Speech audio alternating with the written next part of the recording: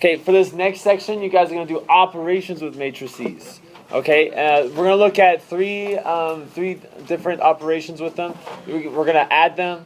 We're going to do scalar multiplication. Scalar, I mean, it sounds scary, but it's kind of like distribution.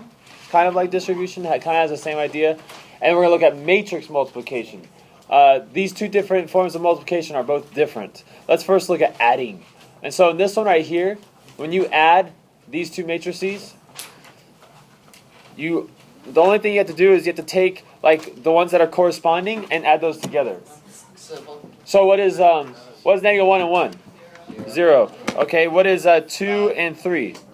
5. What is 0 and negative 1? And then finally 1 and 2. 3. So that's your answer for that one. Okay. Now something important to note though is that they have to be of the same order. They have to be the same order. You see this one right here? How crazy it looks? This is an example straight out of the book. I'm skipping B because I think you get it. But this one looks weird. This one is a 3 by 1. You always say the number of rows first. This is a 3 by 1. And this is a 3 by 1. If they don't have the same order, then you can't add those together. It's impossible. Now, these ones do have the same order, so let's go ahead and add these together. And we'll do it pretty quickly here. What is 1 and negative 1? 0. What is that? 0. Oh, dang, they're the same thing. 0. Okay, so that would be your answer for that one. Now, look at this one right here. This is a 3 by 3. What is this one? 3 by 2. This is a 3 by 3, and this is a row first. 3 by 2. You always do a row first. So this has 3 rows. 1, 2, 3.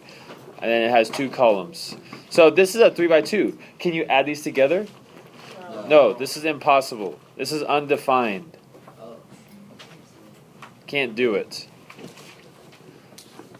Okay, now these examples, like I said, are in the book. So I am going to go fast here. If you want to write stuff down, you can go back and watch the vid.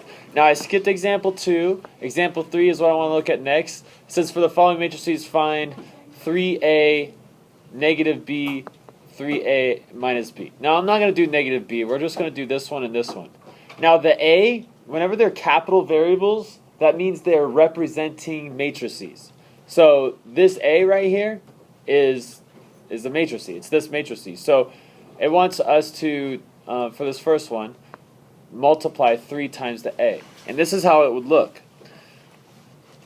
You would write, 3a would be 3 times 2, negative 3, 2, 0, or 2, 0, 1, and then 2, negative 1, 2.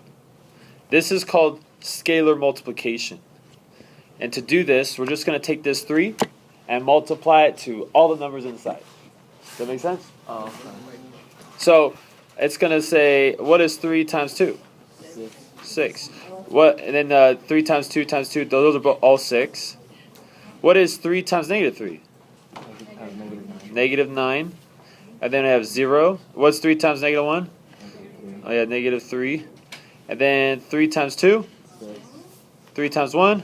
And then 3 times 2, last one. That is your answer. That's 3a right there. Man, my brackets are looking horrible. Okay, that's scalar multiplication. Not bad, right? Not bad? Now this one has 2 operations here, so I wanted to do this one. To find negative b, what would you multiply all the numbers by?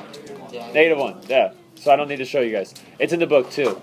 C, let's do this one. For that one, we're going to go 3 times a, and we're going to minus b. Oh look, we're going to have to go negative b anyways. Oh, I get it. That's why they had to do that. So 3a, we already found. It's right here. So I'm just going to write that down. We have 6, 6, 0, negative 9, 0, negative 3. That's supposed to be. Yeah, you just. Oh dang! Now my 6 looks like a 0. So that should be a 6 right there. Okay, 6, 6, 6. Oh, be quiet.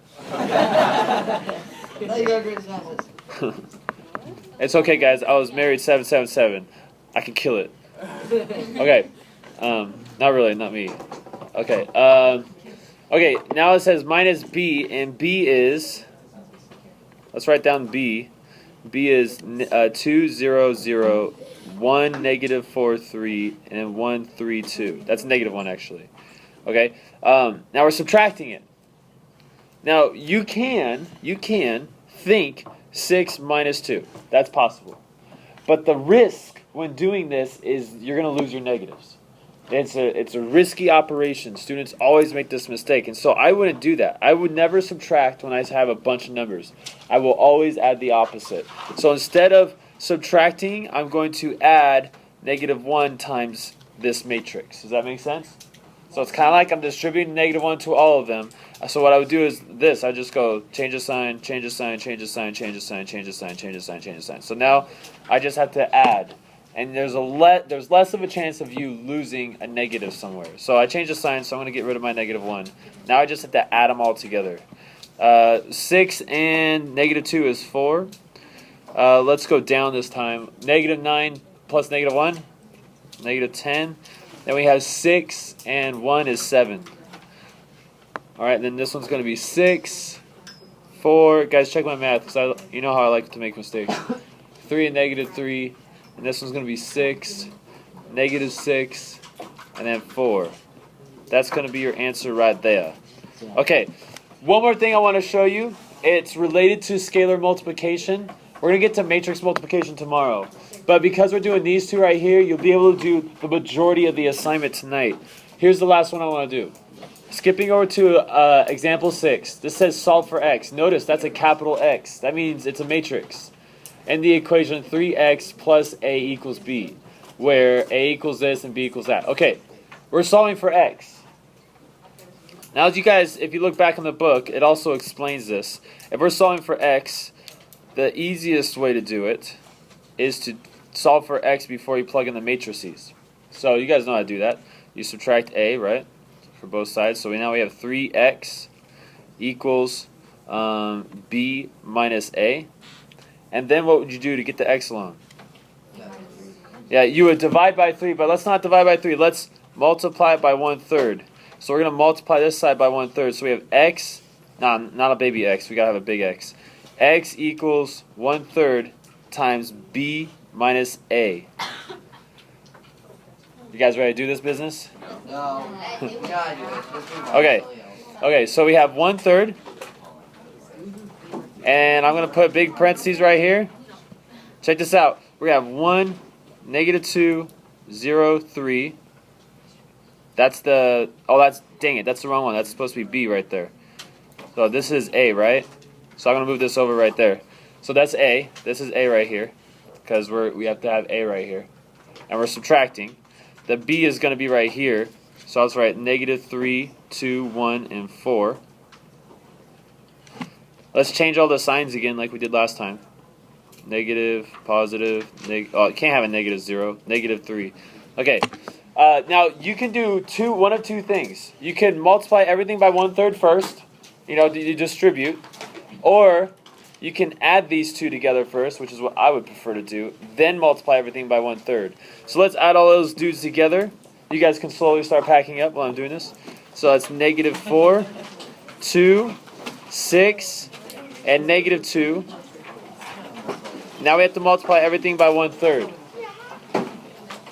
Multiply everything by 1/3, I get negative 4 over 3, 2 over 3. Ooh, what's 1/3 times 6? That one's nice and pretty. That's 2. And then we get negative 2 over 3. This equals x.